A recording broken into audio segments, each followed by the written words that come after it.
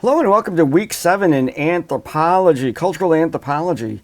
And wow, I don't know about you folks, but I'm really enjoying this class. And good discussions, good stuff out there. Keep it up. We are heading into the middle of the semester and hence midterm grades. Now here, let me tell you about how I approach midterm grades. There is, at the end of this particular course, there's a pretty major project, the personal, I think. Oh, maybe not. No, there is, I was thinking about my personality class. Sorry about that. There is no major project at the end, but in most of my classes, there's a major project at the end. Therefore, it makes midterm grades a little iffy. They're not really predicting so much about what the end is going to look like. With a little bit of snazzy calculation and statistic, I was able to demonstrate pretty well that if I report your attendance, and in this class that means your discussion grades, that's a really good predictor of final grades. So in the spirit of not making too much work out of reporting midterm grades, I'll be reporting out essentially your grades in the discussion so far. That will serve as the value I'm going to use for your midterm grade. So that will be out this Friday sometime, maybe sometime over the weekend. And then here's what it's all about. Midterm grades are simply a way in which teachers can communicate to you the need to have a dialogue or the need not to have a dialogue. If you're doing well, then you're all set. Keep on going. If you get a warning from one of your classes, here's what you need to do. Be calm. This is not a strike against your personality or self-esteem. This happens to everybody. I've gotten midterm warnings when I was in school a lot. What it is a wake-up call to take a look at your course, see what's missing, see what you're doing, see if your plan is working, see if your time management is working. Did you take on too much? Do you need to let some things go?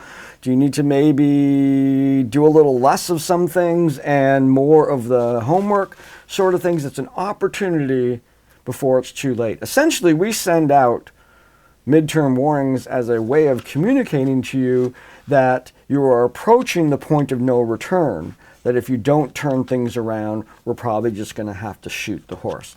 So that's what it's all about. So make sure if you get a midterm warning that you do your diligent research as to what's going on and then reach out to your instructor for a dialogue. That's why we do this. We want to hear from you. We want to help you figure out what to do under the circumstances and even help you make a decision as to whether is this the time for this or not, or those circumstances. I've already literally had some conversations with some people this morning, some people this semester who took on too much. And the point was that you gotta lower your expectations here. They ended up dropping a class and now they're doing really great. They can take it at another time. So there's all kinds of ways to get around these solutions. So if you do get a warning from me or anybody else, that's the purpose of it. After that, they disappear and no one even knows about them after that. Now, this particular chapter, we're going to be looking, chapter 11 is about religion. One of the hot topics that, they say you don't do and you don't talk about these things in polite company, and that's why we talk about them in college. So here we are talking about religion. Some of you may have faith. Some of you may be very resistant. Some of you might have your own, their own spirituality or anything like that. But we're going to be taking this from an anthropological viewpoint. So what I'm asking you to do in your discussion is actually the deep connection between the significance of rites of passage and transformational things like you might see in many religious practices. So I'm taking this opportunity to kind of highlight rites of passage, many of which are available within religious practice. I grew up Catholic, so there was various rites of passage that were across my lifespan. There was a baptism, then there was confession, my first confession, then there was my maybe that happened, I think I did my first communion, and then my confession, and then there was another one, entry into adulthood, confirmation.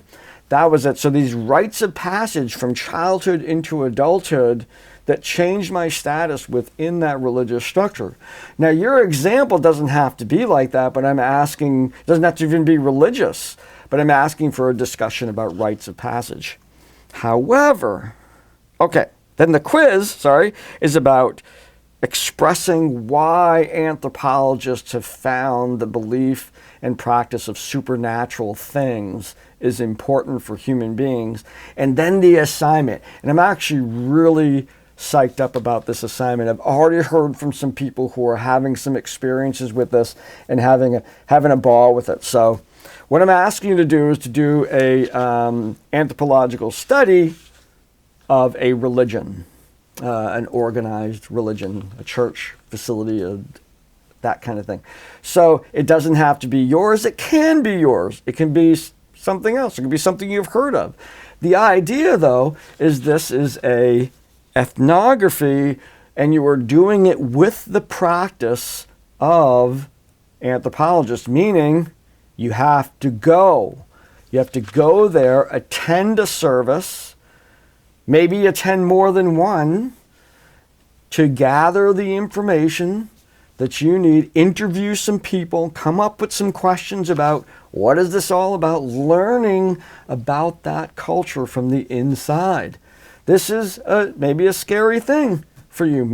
Maybe it's even your own church and you've really never really had these conversations about what it's about, and it'd be a great opportunity to do that. Maybe you haven't been in a church in a really long time. Don't traumatize yourself. If you don't want to go to the church that you used to go to because there's reasons, then please stay away. Pick a different one. This assignment is going to have somewhat the same expectations that I had come to realize I needed for Chapter 5. Chapter 5 is the farmer's market.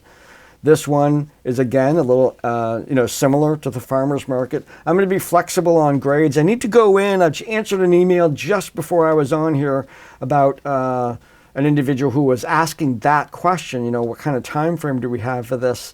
And because many, you have to plan to go, and then you have to plan an interview with somebody and all that stuff to do this, then I'm going to set the due dates for the Chapter 5 and Chapter 11 later in the semester. So it's not something you have to get done by the end of this week. But we are heading into break. And like I said, I know I've already dialogued with a few people who are doing this. They're already starting this assignment. I've already been to the church, and they're setting up interviews and stuff like that. So rock it. Go ahead and do that. But there is going to be some flexibility on the due date for this one. So again, looking forward to the conversation on rites of passage, and particularly looking for this assignment. Now, I have a ton of grading to do, so I'm going to be doing that and catching up on those things as well, because I have to get at least all the discussions graded and whatnot and get myself prepared for the end of this week. And then we go into break, and I'm sure we all are looking forward to a well-deserved time away from this added pressure in our lives. So I look forward to seeing you online, and have a great week.